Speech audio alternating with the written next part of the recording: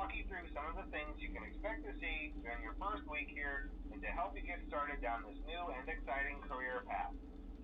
Now, I want you to forget anything you may have heard about the old location.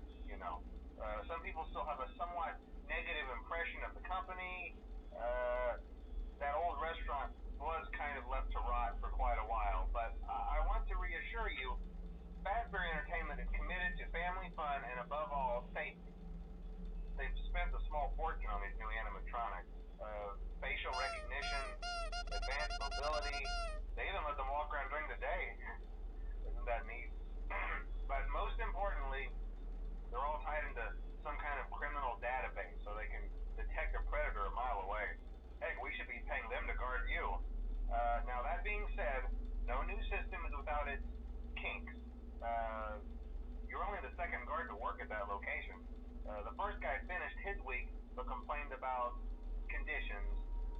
We switched him over to the day shift. So, hey, lucky you, right? Mainly he expressed concern that certain characters seem to move around at night and even attempted to get into his office. Now, from what we know, that should be impossible. That restaurant should be the safest place on Earth. So while our engineers don't really have an explanation for this, the working theory is that the robots were never given a proper night mode. So when it gets quiet, they think they're in the wrong room. So then they go try to find where the people are, and in this case, that's your office. So our temporary solution is this. There's a music box over by the prize counter, and it's rigged to be wound up remotely. So just every once in a while, switch over to the prize counter video feed and wind it up for a few seconds. It doesn't seem to affect all of the animatronics, but it does affect one of them. And as for the rest of them, we have an even easier solution. You see, there may be a minor glitch in the system, something about robots seeing you as an endoskeleton without its costume on and wanting to stuff you into a suit. So hey, we've given you an empty Freddy Fazbear head. Problem solved. You can put it on any time and leave it on for as long as you want. Eventually anything that wandered in will wander back out. Something else worth mentioning is kind of the quirky modern design of the building. You may have noticed there are no doors for you to close. But hey, you have light, and even though your flashlight can run out of power, the building cannot. So don't worry about the place going dark. Well, I think that's it. You should be golden. Check the lights, put on the Freddy head if you need to. Keep the music box wound up. Piece of cake. Have a good night, and I'll talk to you tomorrow.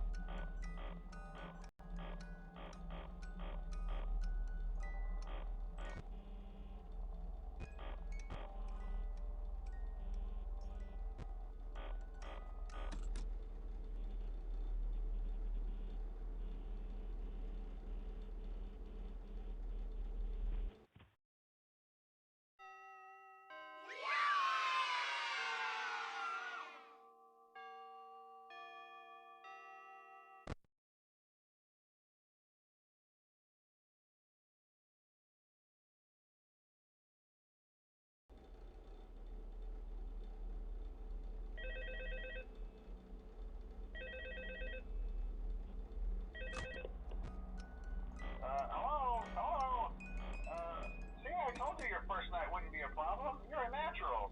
By now I'm sure you've noticed the older models sitting in the back room. Those are from the previous location, and we just use them for parts now. The idea at first was to repair them.